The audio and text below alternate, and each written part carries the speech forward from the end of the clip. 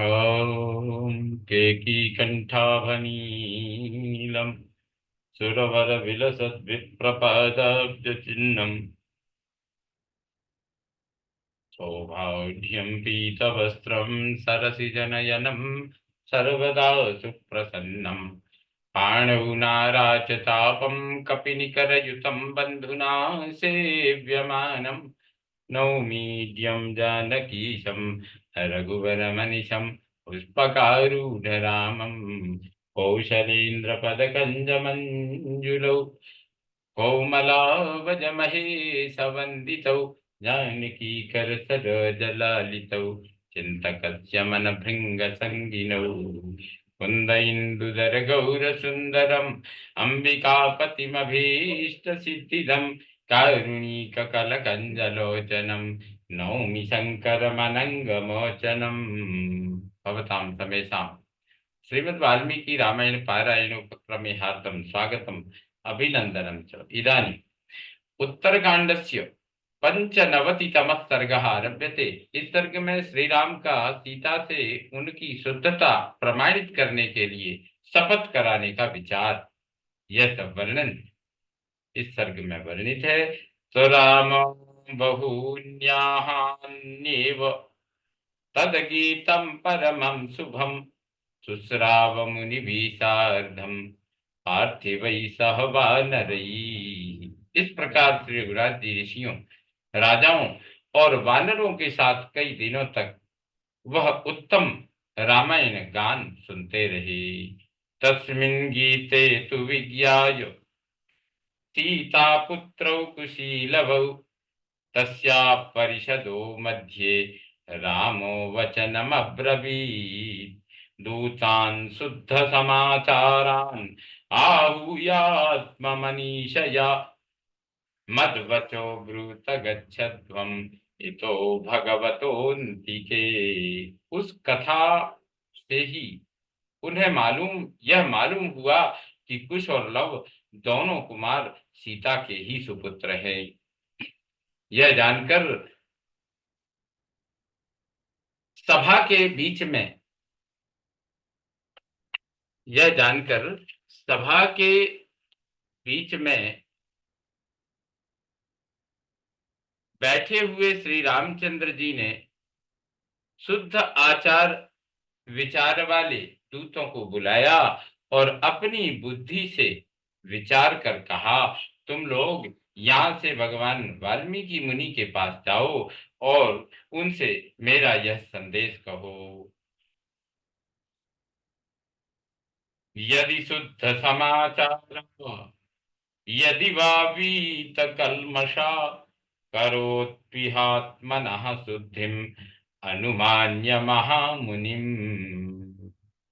यदि सीता का चरित्र शुद्ध है और यदि उनमें किसी तरह का पाप नहीं है तो वे आप महामुनि की अनुमति ले यहाँ आकर जन समुदाय में अपनी शुद्धता प्रमाणित करें। छंदम मुनेश्च विज्ञाय सीतायाश्च मनोगतम प्रत्ययम दातु कामाया ततः संसत में लघु। तुम इस विषय में महर्षि वाल्मीकि अथवा सीता के भी हार्दिक अभिप्राय को जानकर शीघ्र मुझे सूचित करो कि क्या वे यहाँ आकर अपनी शुद्धि का विश्वास दिलाना चाहती हैं। स्वप्रभाते तु सपथम मैथिलीक जनकात्मजा करोतु परिषन्मध्ये शोधनार्थम मवैव च। कल सवेरे मिथिलेश कुमारी जानकी भरी सभा में आवें और मेरा कलंक दूर करने के लिए शपथ करें। श्रुत्वा तु राघवस्यैतत् वचः परममद्भुतं दूतास्तं संप्रययुर्बाढम् यत्र वै मुनि पुंगवः। श्री रघुनाथ जी का यह अत्यंत अद्भुत वचन सुनकर दूत उस बाड़े में गए जहां मुनिवर वाल्मीकि जी विराजमान थे। ते प्रणम्य महात्मानं ज्वलंतो ममित प्रभम ऊचुस्ते राम वाक्यानि मृदूनि मधुराणि च। महात्मा वाल्मीकि अमित तेजस्वी थे और अपने तेज से अग्नि के समान प्रचलित हो रहे थे। उन दूतों ने उन्हें प्रणाम करके श्री रामचंद्र जी के मधुर एवं कोमल शब्दों में कह सुनाए। श्री रामचंद्र जी के वचन मधुर एवं एवं कोमल शब्दों में कह सुनाए। तेषां तद्भाषितं श्रुत्वा रामस्य च मनोगतं विज्ञाय सुमहातेजा मुनिर्वाक्यमथा ब्रवीत। उन दूतों की वह बात सुनकर और श्री राम के हार्दिक अभिप्राय को जा समझकर वे महातेजस्वी मुनि इस प्रकार बोले। एवं भवतु भद्रम्भो यथा वदति राघवः तथा करिष्यते सीता दैवतम हि पति स्त्रियाः। ऐसा ही होगा, तुम लोग भला हो, तुम लोगों का भला हो। श्री रघुनाथ जी जो आज्ञा देते हैं सीता वही करेगी, क्योंकि पति स्त्री के लिए देवता है। तथोक्ता मुनिना सर्वे राजदूता महौजसम प्रत्येत्य राघवं सर्वं मुनिवाक्यम बभाषिरे। मुनि के ऐसा कहने पर वे सब राजदूत महातेजस्वी श्री रघुनाथ जी के पास लौट आए। उन्होंने मुनि की कही हुई सारी बातें ज्यों की त्यों कह सुनाई। ततः प्रहृष्टः काकुत्स्थः श्रुत्वा वाक्यं महात्मनः ऋषींस्तत्र समेतांश्च राज राज्ञश्चैवाभ्यभाषत। महात्मा वाल्मीकि की बातें सुनकर श्री रघुनाथ जी को बड़ी प्रसन्नता हुई और उन्होंने वहां आए हुए ऋषियों तथा राजाओं से कहा। भगवन्तः सशिष्या वै सानुगाश्च नराधिपा पश्यन्तु सीता शपथम यश्चैवान्योऽपि कांक्षते। आप सब पूज्यपाद मुनि शिष्यों सहित सभा में पधारे। सेवकों सहित राजलोग भी उपस्थित हों तथा दूसरा जो भी कोई सीता की शपथ सुनना चाहता हो वह आ जाए।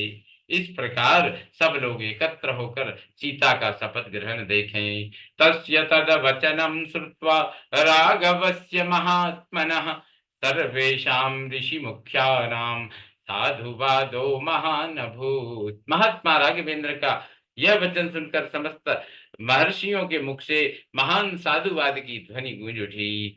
राजानश्च महात्मानं प्रशंसन्ति स्म राघवम् उपपन्नं नरश्रेष्ठ त्वय्येव भुवि नान्यतः। राजा लोग भी महात्मा श्री रघुनाथ जी की प्रशंसा करते हुए बोले, नरश्रेष्ठ, इस पृथ्वी पर सभी उत्तम बातें केवल आप में ही संभव हैं, दूसरे किसी में नहीं। एवं विनिश्चयं कृत्वा स्वभूतो इति राघवः विसर्जयामास तदा सर्वांस्तान् शत्रुसूदनः। इस प्रकार दूसरे दिन सीता से शपथ लेने का निश्चय करके शत्रुसूदन श्री राम ने उस समय सबको विदा कर दिया। इति संप्रविचार्यं राजसिंहः स्वभूते शपथस्य निश्चयम् विससर्ज मुनीन् नृपांश्च सर्वान् स महात्मा महतो महानुभावः। इस प्रकार दूसरे दिन सवेरे सीता से शपथ लेने का निश्चय करके महानुभाव महात्मा राजसिंह श्री राम ने उन सब मुनियों और नरेशों को अपने अपने स्थान पर जाने की अनुमति दे दी। इत्यार्थे श्रीमद् रामायणे वाल्मीकि आदि काव्ये उत्तरकांडे पंचनवतितमः सर्गः सम्पूर्णतां याति। ओम पूर्णमदः पूर्णमिदं पूर्णात् पूर्णमुदच्यते पूर्णस्य पूर्णमादाय पूर्णमेवावशिष्यते। ओम शांति शांति शांति। सर्वे भवन्तु सुखिनः सर्वे सन्तु निरामयाः सर्वे भद्राणि पश्यन्तु मा कश्चित् दुःखभाग् भवेत्। ओम शांति शांति शांति। श्री रामचंद्रो विजयते तराम।